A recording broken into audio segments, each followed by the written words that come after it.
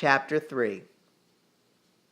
Stucky felt like he was out of place. He wasn't the kind of person who held a gun to people. In fact, he was the member of the gang who was least trusted with a gun after he nearly shot off his brother Tank's foot during a dry run. Nigel said they all needed a weapon for the diner job. Now that Nigel was all supernatural and stuff, Stucky supposed that meant he was the boss. Nigel's underling watched the cooks and waitstaff in the kitchen. "None of these people is going to be a hero," he said. "They're just trying to live honest." That was the part troubling Stucky, because the cooks didn't deserve what was coming to them. Nigel thought everyone wanted to be just like him, but Nigel wasn't even Nigel anymore. Stucky watched his boss through the window above the serving counter, and he was both graceful and frightening. It looked like Nigel had everything under control and was prepared for the impending mass murder.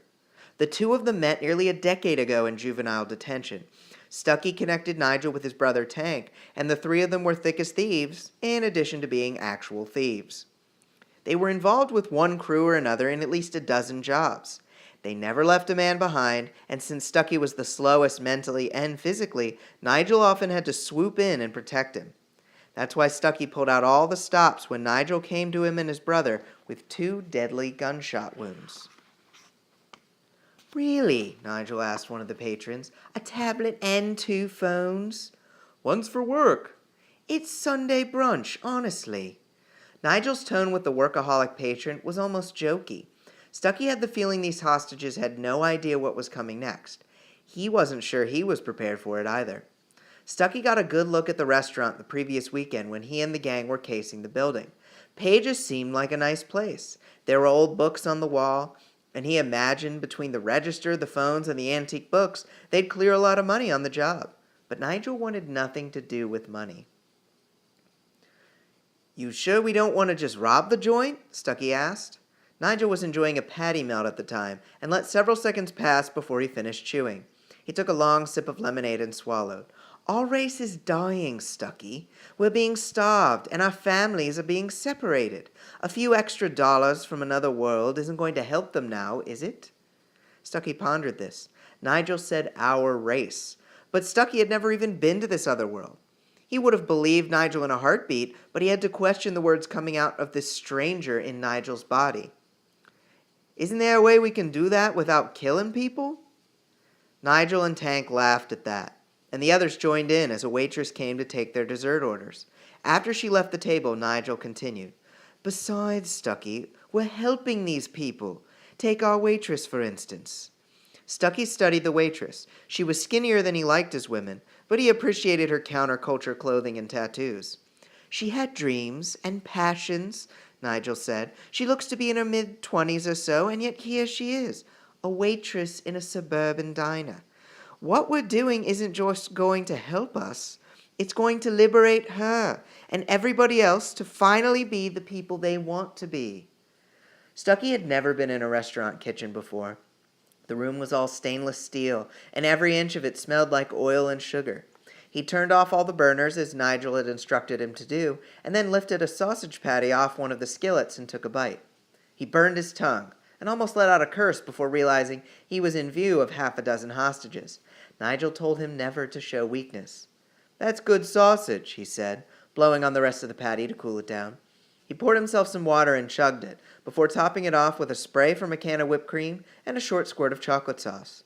He wondered if the cooks would make him a proper meal after the ritual was complete. Stucky had been involved in multiple robberies with his brother and Nigel. They'd ripped off dry cleaners, hardware stores, and coffee shops together. The biggest payday they'd ever received was robbing a bookie at gunpoint after a trip to the bank. They'd tailed him for weeks to find out his daily routine and trapped his car in an alley a few blocks from his house. "You should never take a shortcut through such a dangerous place," Nigel said. "You never know who you'll run into." The guy pissed himself when Nigel drew his gun. After they pulled it off, the three of them ate like kings in the next state over. Stucky felt bad for that guy, but he was happy to be a part of the group. Now that his brother and Nigel were on a higher plane, he wondered if they'd ever get back to those fun times again. "It wouldn't have been any better if Nigel died, right?" he asked himself. He wasn't so sure that was true. Stucky was thinking about how he'd never killed anyone in his life when his watch was tested. A girl in her early 20s wearing a page's apron snuck into the back room. She had a rainbow-colored butterfly tattoo on her right wrist. Stucky recognized her as their waitress, Sandra, and he knew exactly where she was going. There was a landline phone in the back of the kitchen for it to pick up orders. Nigel had pointed it out to Stucky when they snuck back there, claiming to look for the bathroom. The girl was moving slowly in an effort to be as quiet as possible. If Stucky hadn't been back there, she probably would have been successful. He checked to see if Nigel was looking toward the kitchen. He wasn't. Stucky took a deep breath and pointed his gun in her direction. "Hey," he whispered.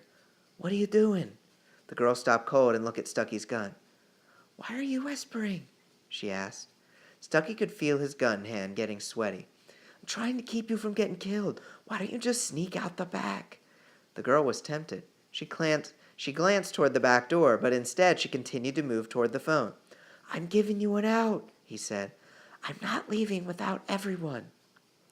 Stucky felt Nigel's glance from across the restaurant. He looked up and met it. "Everything okay back there, old friend?" Stucky knew he was dooming the waitress if he pointed her out, but he didn't want to get himself in trouble either. He used his eyes to motion the girl to the door one last time. But as she reached for the phone instead, he knew he had no choice. "Nigel! Someone's trying to call the cops!" Stucky ripped the cord out of the phone and pushed Sandra to the ground. Nigel walked into the back. He looked pleased, more so with himself than with Stucky. Nigel gave his partner a nod as he reached to grab the waitress. Sandra backed away from him and found a large chef's knife on the countertop. "Nigel, wait!" Stucky said. When Nigel reached for her, Sandra sliced at his arm, leaving a long red gash. Blood started to trickle out of Nigel's wound. "I'm not going down easy," she said. "Shoot me if you have to." The blood oozing out of Nigel's arm began to retract itself into the wound. It only took a few seconds for skin to form where the laceration had been, and in seconds he was completely healed. Stucky had seen Nigel heal like that once before, but he still wouldn't consider himself used to it. "What are you?" Sandra asked. "A visitor," he said, "and soon you will be too." Sandra stabbed at Nigel again, but this time he slapped the knife out of her hands. Nigel gave Stucky a nod before he placed his arms around Sandra's waist and hoisted her up over his shoulder. "Stop it! Put me down!" Nigel walked her out of the kitchen, and Stucky watched as the cooks cringed. "Let me go," she said. "I never got to tell you last week," Nigel said, "but that pie was delicious. Don't worry, you'll be set free soon." Stucky watched Nigel pass off the girl to Yarrick, a muscle-bound Russian who joined the group a few months ago. Nigel had gained some kind of super strength when he'd been possessed, and Stucky's brother had experienced the same. He didn't want to think about what Yarrick would be like with twice the power. Nigel said he needed a few humans around to perform the ritual and add to their ranks. Stucky hoped most of that responsibility would fall to Yarrick. The Russian held the girl tightly and ripped one of her sleeves clean off her shirt. Stucky expected Sandra to cry, but she looked more angry than upset. Perhaps she'd make a good addition to the group, whether she was human or something else. Yarrick held her tight while the job's fifth man, Carter, the technician, began to speak a few words in a different language. Nigel had taught all of them the chant, but Carter had the most ease with it. After Carter repeated the same sentence 3 times, a symbol appeared on the girl's arm. Now the waitress matched everyone else in the gang. After Nigel and Tank took the plunge, the rest of them got the same symbol on their arms, just in case they were lost in action. Nigel said the symbol was part of an ancient language, but it just looked like a bunch of shapes and squiggly lines to Stucky. When Nigel and Tank were killed, their symbols lit up like blue Christmas trees before they were taken over by beings from the other world. Tank said the symbol burned like a cigarette on his skin. That was one of the last things he'd said before he wasn't really Stucky's brother anymore. "What are you doing to me?" Sandra asked. "You wanted to be a hero," Nigel said. "You wanted to be part of the story. I'm just granting you your wish. You were a waitress before. I'm going to make you a legend." The girl tried to wrestle free of Yarrick. "She's pretty strong. She'll make a good addition," Yarrick said. "I've always said we should have a woman in the group," Carter said. Yarrick laughed. "For your benefit." Carter finished the incantation and backed away. The girl's arm began to shake. "What the hell? You're hurting me." "What did you—" Nigel quieted her with a look. "It's your destiny, love. Yarrick, would you like the on—" "Get your hands off her!" A voice cracked from across the room. Stucky could barely see who made the remark. He moved to the far end of the kitchen to get a better look at him. It was a teenage boy. He was a lanky thing with a voice that didn't strike much fear into anybody. The kid walked away from his booth and moved closer to Yarick and the waitress. He piped up again. "Let her go!" This time the boy was more confident. He almost made Stucky nervous. "Maybe you should wait till your voice drops before you go saving the day, kid," Tank said from the front door. The gang laughed. Even Stucky joined in, despite the tension of the moment. The insults didn't faze the kid, as he continued to move toward Yarick and the waitress. "You're killing her," Yarick said, tightening his grasp around the girl. "Why don't you sit down and wait your turn?" "No." Before Nigel could stop him, Yarick tossed the waitress to Carter and charged the boy. He grunted when he reached full speed. Time seemed to stand still when the boy held out his hands and Yarick flew backward. It was as if he'd been pushed by a hurricane gust of wind. Yarick looked like a wire was pulling him through the air as he whipped backward. The Russian crashed back first into a jukebox, shattering the glass as he went. Stucky nearly dropped his gun. "What the hell are you?" Carter asked. "I'm Ted," the boy replied. Click subscribe to see how the story continues every Thursday on The Showin'. I promise I'll practice my reading comprehension skills between now and then. See you next week.